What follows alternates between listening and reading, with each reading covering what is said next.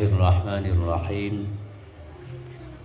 Alhamdulillahirabbil alamin wa bihi nasta'inu ala umuri dunya waddin. Shalatu wassalamu ala asyrafil mursalin sayyidina Muhammadin wa ala alihi wa sahbihi ajma'in. La haula wa la quwwata illa billahil aliyyil azim. Amma ba'du. Maknana kenika wa iwa'u zalimi ben maksiat panapah melindungi orang zalim. Melindungi orang zalim itu hukumnya dosa. Wa man'uhu mimman yuridu akhdhal haqqi minhu. Melindungi orang zalim yang kemudian berakibat orang lain tidak bisa mengambil haknya dari dia. Ulangna boleh. Tidak diperkenankan melindungi orang zalim yang dapat berakibat orang lain tidak bisa mengambil haknya dari dia. Nah, tetapi pada kasus-kasus tertentu Rasulullah Shallallahu Alaihi Wasallam sudah memberikan contoh bagaimana Rasulullah kadang melindungi orang zalim ini bukan dalam rangka menghalangi orang lain untuk mendapatkan hak, tetapi murni untuk menyelamatkan si zalim dunia dan akhirat. Contoh, tadi mungkin senika, budak maling ya Rabbi sambian, budak polisi mi ke maling.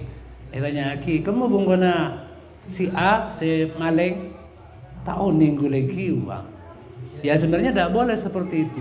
Napa boleh maling aja pun maling se pun posabu poret tak tahu kanun tatangga, nah tak tahu kanun tere tanah.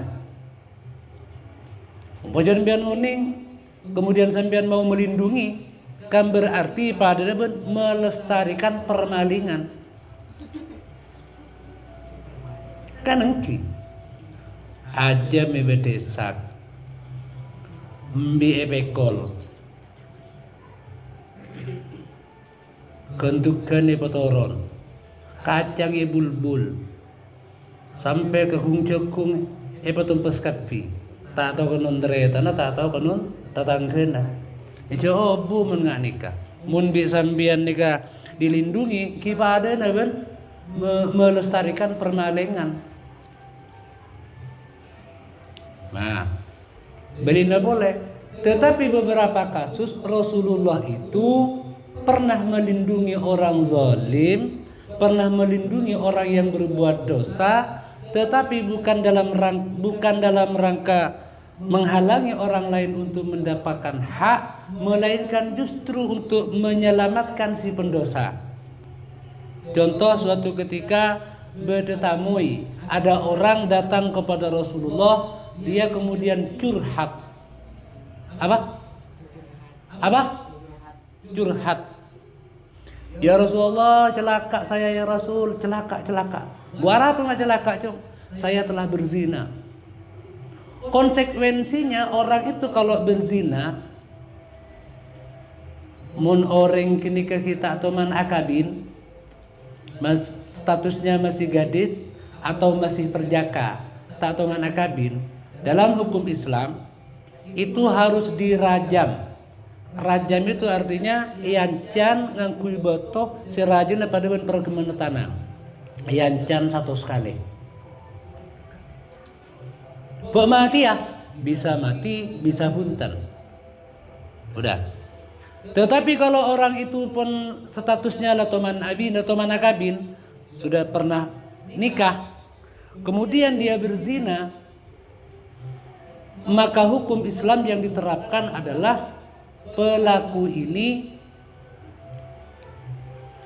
wajib dirajam sampai mati. Wajib dirajam sampai mati, yang jadi betul. Nah, itu konsekuensinya kalau orang melakukan zina. Hukum dunianya seperti itu. Terus, tetapi Rasulullah Rasulullah bukan tidak percaya dengan orang yang mengaku, yang telah membuat pengakuan, bukannya tidak percaya, Rasulullah pasti percaya. Tetapi Rasulullah bermaksud untuk menyelamatkan dia. Di depan orang-orang ada orang mengaku dirinya telah melakukan zina. Apa kata Rasulullah? Zina apa benjericong? Zina ngabes tah. Ngabes ro zina kenggonya mana zina mata.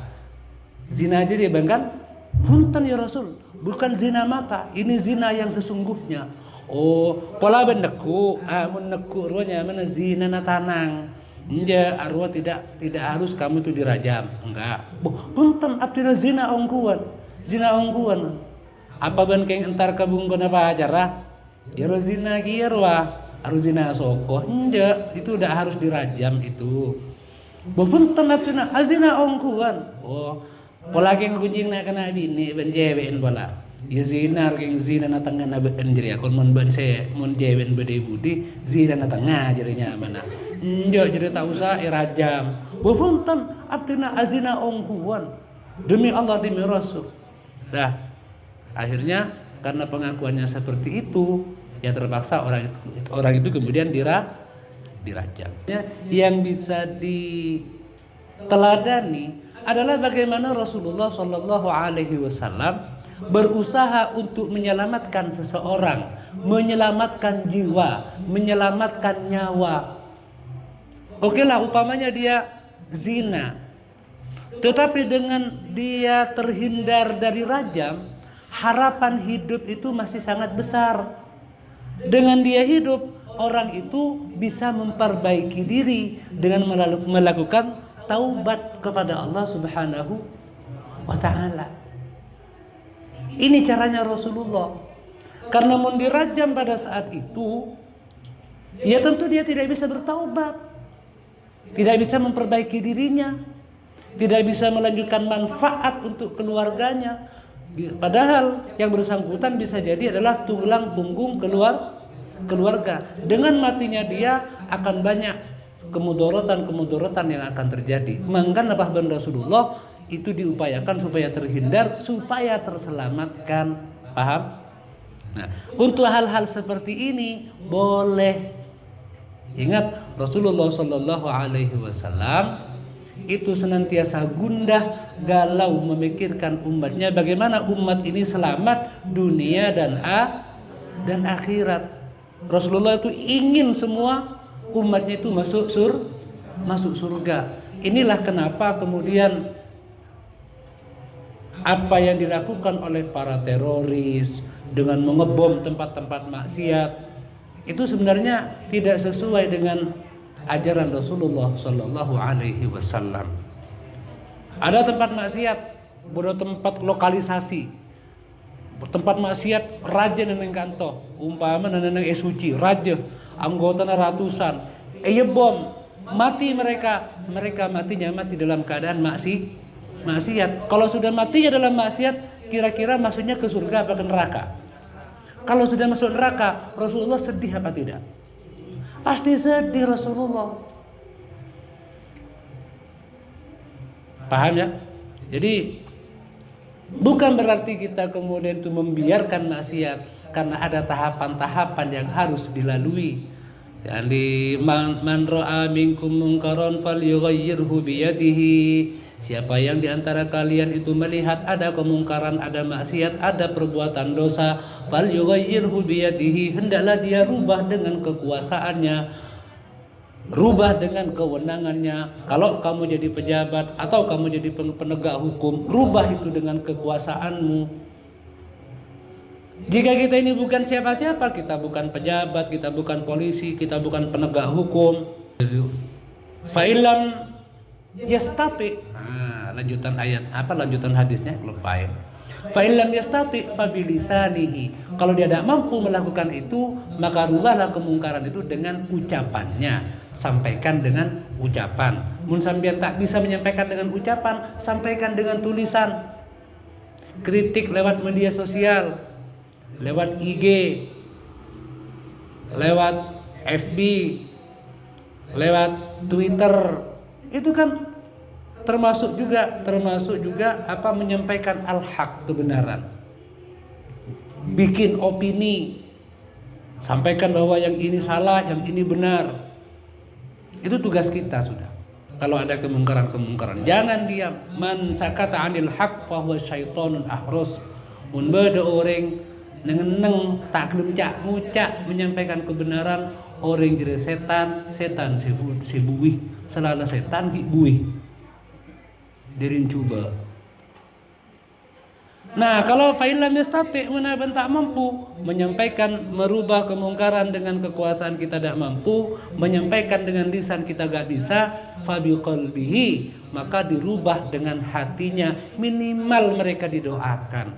Doakan ampunan kepada Allah dan doakan supaya mudah-mudahan mereka akhirnya dimasukkan ke dalam surga. Amin. Allahumma amin. Itu caranya. Paham ya?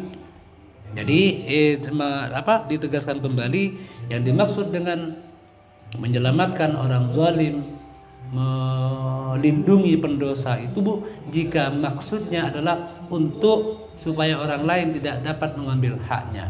Tetapi kalau dalam rangka kita masih ingin membina si pendosa ini, maka kita masih diperbolehkan seperti yang dicontohkan oleh siapa? Rasulullah sallallahu alaihi wa alihi wasallam.